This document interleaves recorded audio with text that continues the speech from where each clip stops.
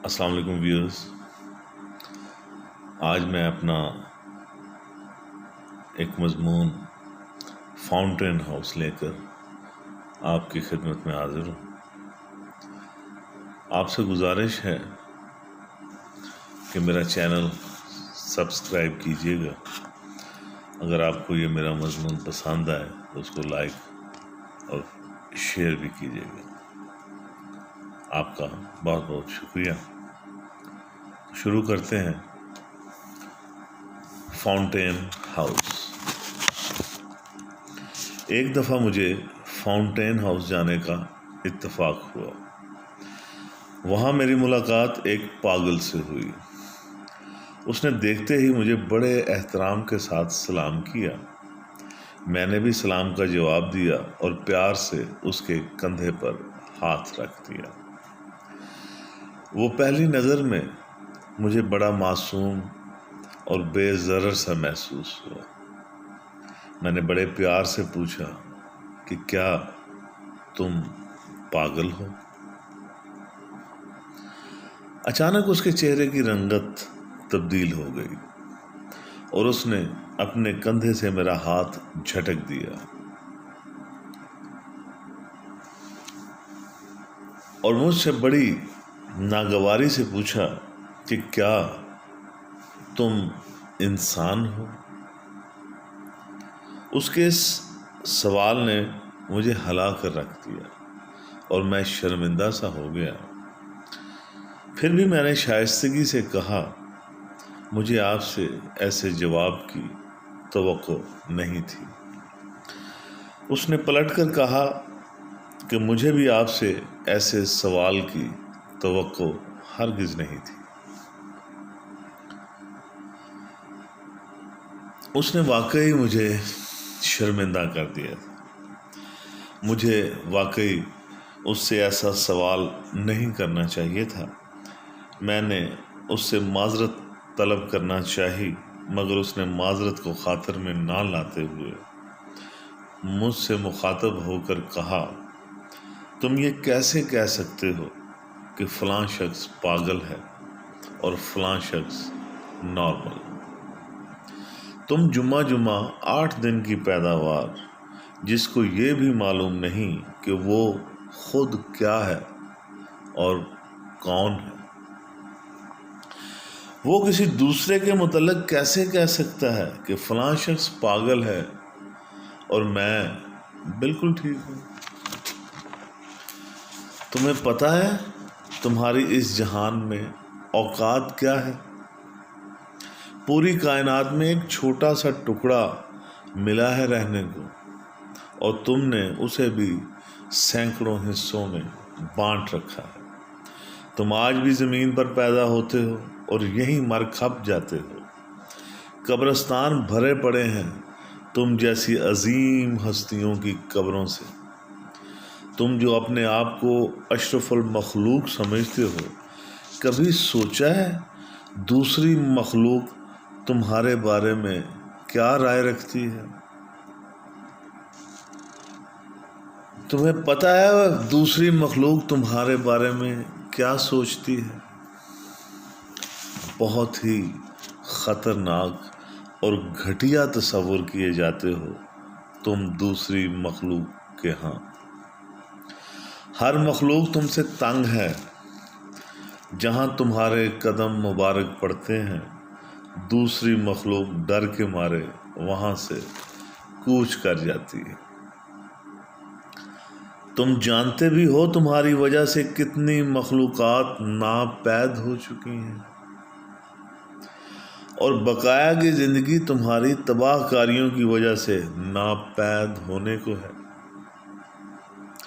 تم کیا سمجھتے ہو کہ یہ جہان صرف تمہاری ملکیت ہے؟ کسی دوسری مخلوق کا اس پر کوئی حق نہیں۔ تم نے ہمیشہ اپنے مفاد اور ضد کو ہی سامنے رکھا ہے اور صدیوں سے خون کی ندیاں بہا رہے ہو۔ کتنے خود غرض ہو تم، اور اوپر سے اشرف المخلوق۔ کیا مذاق ہے یار. ہاں میں پاگل ہوں، کیونکہ اشرف المخلوق نے مجھے پاگل پن کا سرٹیفکیٹ دے دیا ہے. بس اس دن سے میں پاگل ہوں، گویا اب میں کوئی اور مخلوق ہوں. اب میرے ساتھ انسانوں والا سلوک نہیں کیا جا سکتا. میرے ساتھ بھی انسان اب وہی برتاؤ کرتے ہیں جو دوسری مخلوق سے روا رکھتے ہیں، انتہائی گھٹیا اور درندگی سے بھرپور. تم جانتے ہو کہ تم جیسے مہذب انسانوں نے ہماری پاگل عورتوں کو بھی نہیں چھوڑا. مہذب اور نارمل انسانوں نے انہیں بھی اپنی درندگی کا نشانہ بنا ڈالا اور انہیں حاملہ کر دیا. کبھی سوچا ہے ان سے پیدا ہونے والے بچوں کا کیا ہوگا، جس کو باپ کا پتہ نہیں اور ماں پاگل؟ وہ بچہ اس ظالم دنیا میں کیسے زندہ رہے گا؟ کیا بیتے گی اس کے معصوم دل پر؟ بہت ہی گھٹیا اور ظالم مخلوق ہو تم انسان. کبھی غور تو کرو دوسری مخلوق تمہارے بارے میں رائے کیا رکھتی ہے. جانوروں کو تم ذبح کر کے کھا جاتے ہو، جس کو دل کرے ناک میں نکیل ڈال کر مداری کرواتے پھرتے ہو. جب دل کیا جانوروں کو بیچ دیا اور خوب نوٹ کمائے. تم اپنی غرض کی خاطر کچھ بھی کر گزرتے ہو. تمہیں اپنی آزادی کی بڑی فکر ہے، لیکن دوسروں کی آزادی تم نے سلب کر رکھی ہے. تم سب کو اپنی قید میں رکھنا چاہتے ہو. تم نے دوسری مخلوق کے حقوق پر ناجائز قبضہ کر رکھا ہے. تمہارا تعلق قبضہ گروپ سے ہے. ہماری نظر میں تم قبضہ گروپ ہو. خام خواہ کے چودھری بنے پھرتے ہو. گھن آتی ہے تمہاری ذات سے.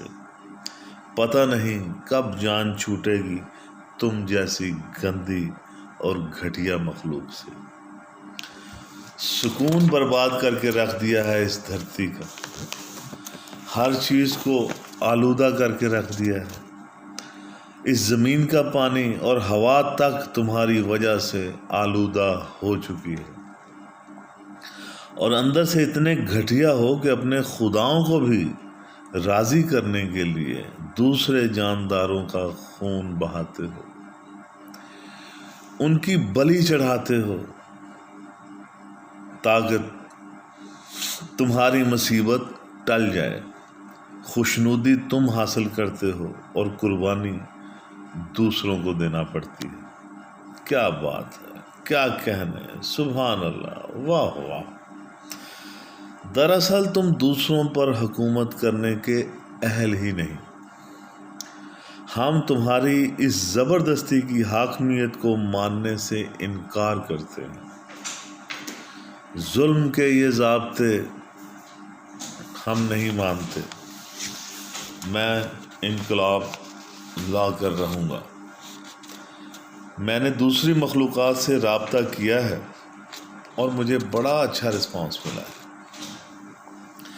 سب نے مل کر میری تائید کی ہے.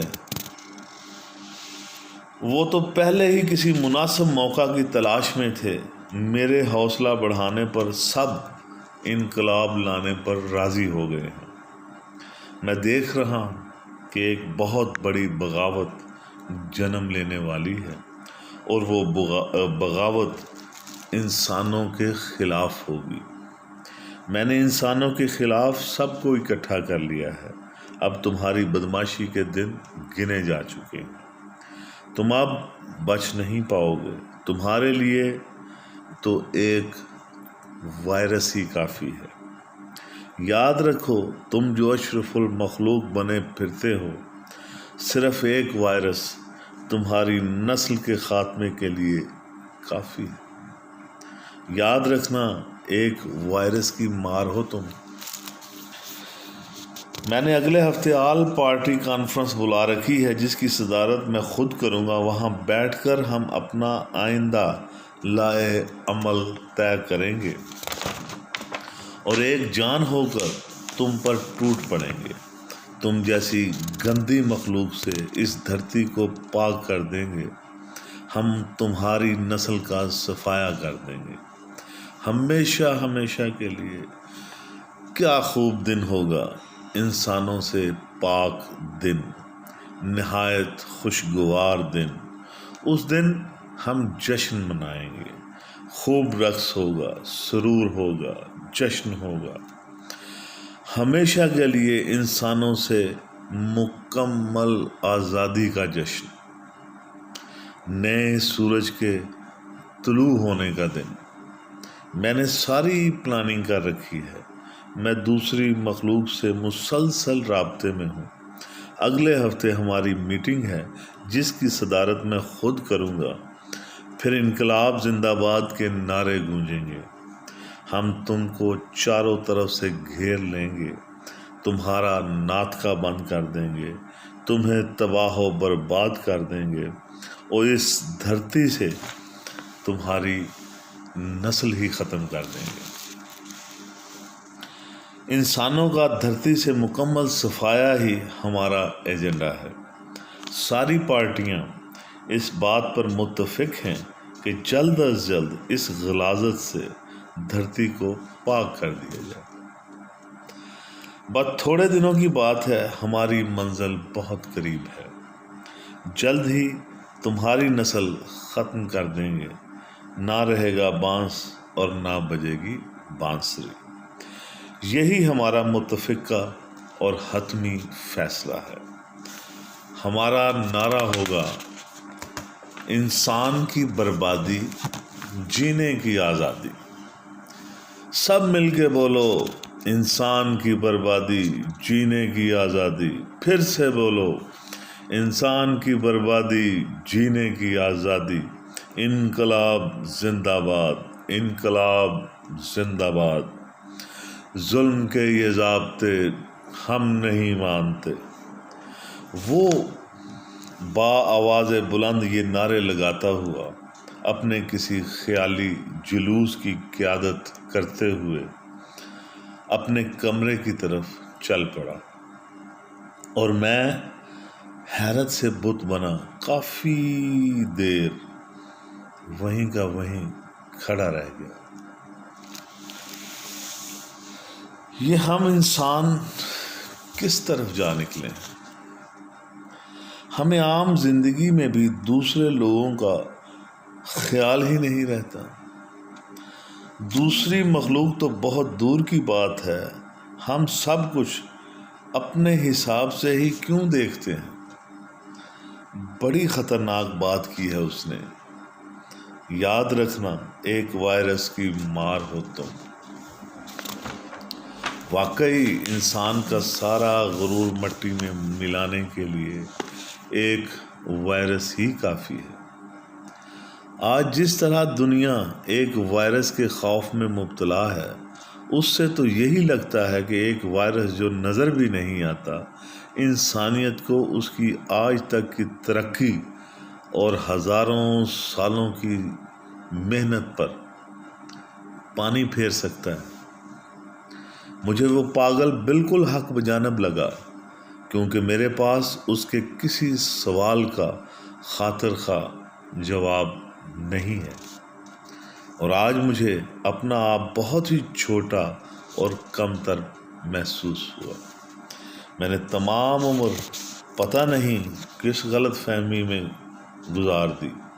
میں نے کبھی غور ہی نہیں کیا کہ دوسرے میرے بارے میں کیا سوچتے ہیں، کیا رائے رکھتے ہیں میرے بارے میں۔